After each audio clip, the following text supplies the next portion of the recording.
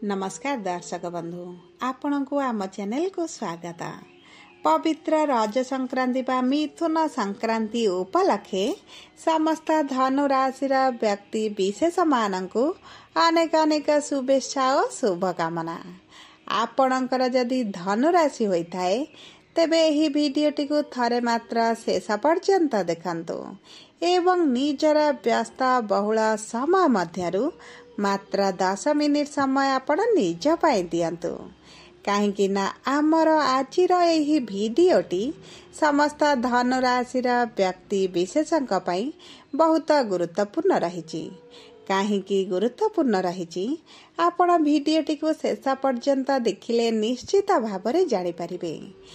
देखंतु आपणक धनु राशि रे एही जून मास 15 तारिख दिन सूर्य आसुछंती केंद्र को बा सप्तम गृह को जेउठारे बुध एवं गुरुंक सहित विराजमान करिवे एवं जहा फल रे तीनोटी शुभ ग्रह एकत्रित होई आपणक जीवन रे बड़ परिवर्तन आनिबा को जाउछंती। किंतु एही परिवर्तन आपणको शुभ फल देब ना अशुभ फल देब आपण भिडियोटी को शेष पर्यंत देखिले निश्चित भावरे जानि परिबे।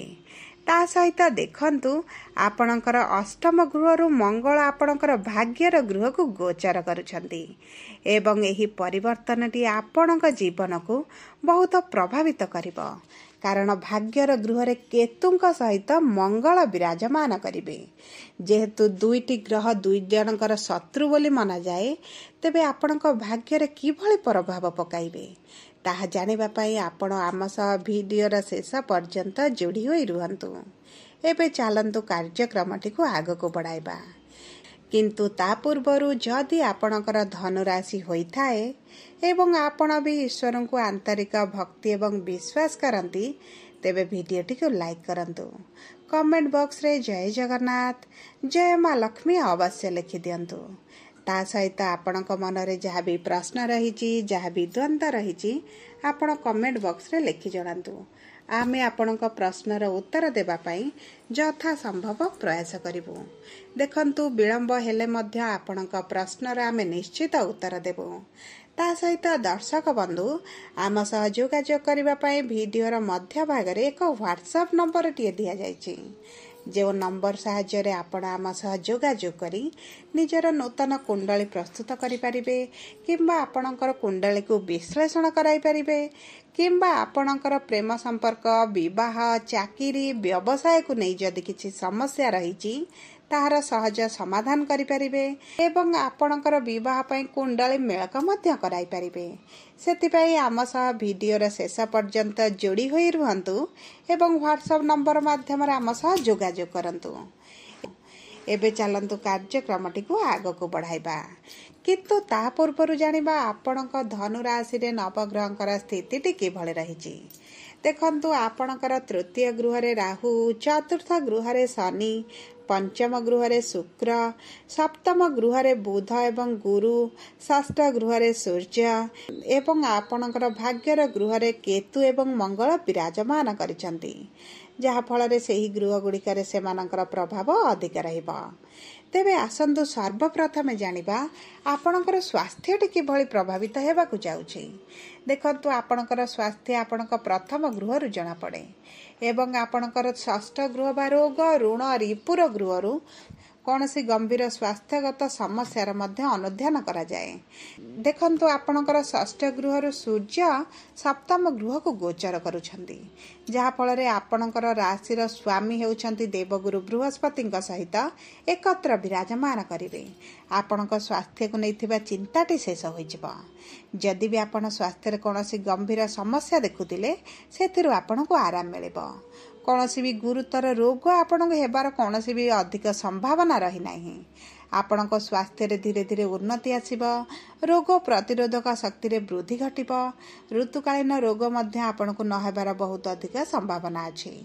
किंतु आपणकर शनि जेहेतु भोग आपणक सुखर गृह सुविधार गृह अच्छी से आपणक स्वास्थ्य मोटापा बढ़िबा ब्लड रिलेटेड समस्या माने बीपी हेउ डायबिटीज हेउ कोलेस्ट्रॉल हेउ एही भली छोट छोट माइनर समस्या माने देखा दे पारे जहाँकि आपण को अधिक प्रभावित करिब नाही किंतु आपणक खाद्य पानीय को नहीं अधिक सचेतन रहिबार आवश्यकता अछि।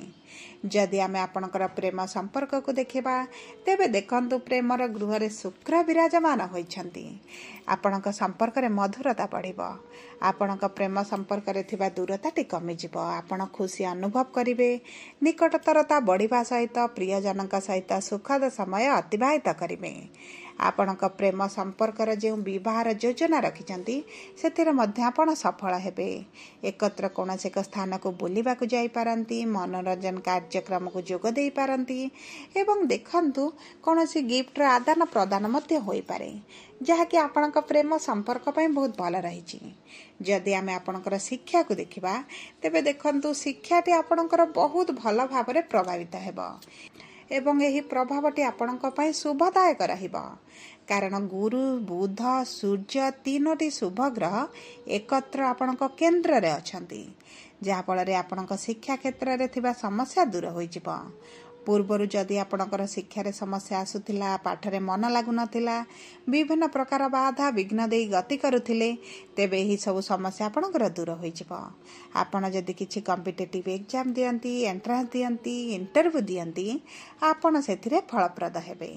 जदि आमे आपणकर विवाहर योग को देखिबा तेबे समस्त धनुराशि व्यक्ति माने जो माने विवाहर योजना अछंती विवाहर बहुत भल समय रही किंतु देखंतु आपणक कुंडली रे गुरुंकर स्थिति किभଳି रही ताहा सबुठारु गुरुत्वपूर्ण कारण गुरु जदि आपणकर शुभ स्थिति रे थिबे शुभ गृह रे थिबे एवं उच्च स्थिति रे थिबे तेबे आपणकर निश्चित भाव रे विवाह हेबो एवं देखंतु आपणक वैवाहिक संपर्क पई मध्य बहुत भल समय रही पति पत्नी मध्य थिबा विवादटी दूर होई जिवो किंतु देखंतु आपणक साथींकर टिके जिद्दी भाव बढ़ी पारे सेथिपई आपण टिके दायित्ववान हबार आवश्यकता अछि आपणक साथींक ठारू आपणक प्रति प्रेमर भावना वृद्धि पाइबो संपर्क रे रोमांस प्रेमर वृद्धि घटिबो उभय कौनसी एक स्थान को बुलिबा को जाई पारंती आपणक जीवन साथींक सहित आपण सुखद समय अतिबाहित करिवे आपणक साथींक सहित आपणकर जहाँ मनमालिन मतभेद थिला ता दूर होई जिवो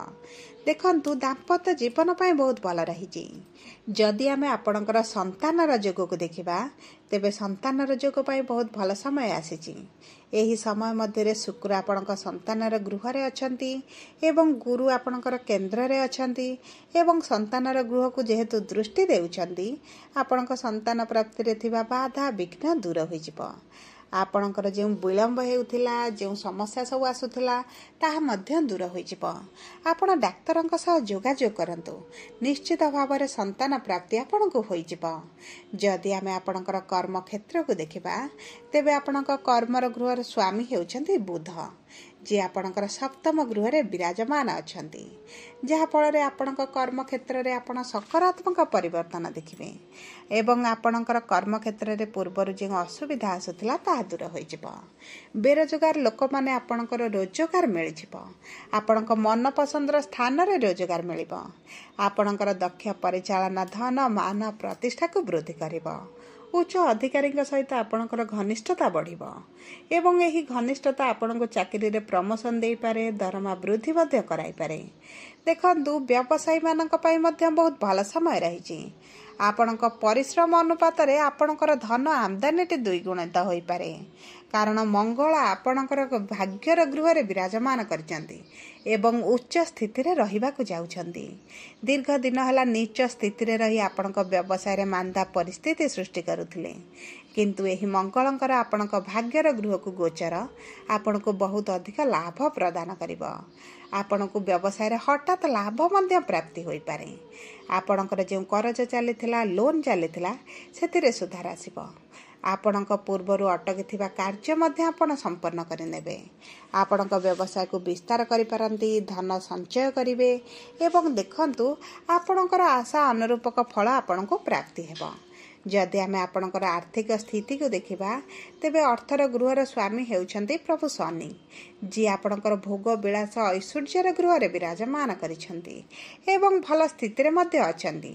तेणुकरी अर्थरे आपणकर जे समस्या चलिथिला ताहा दूर होइजिबा, किंतु आपणक इनकम बढ़िबा सहित खर्च मध्य वृद्धि होई पारे। सेति प्रति आपण टिके दृष्टि देबे।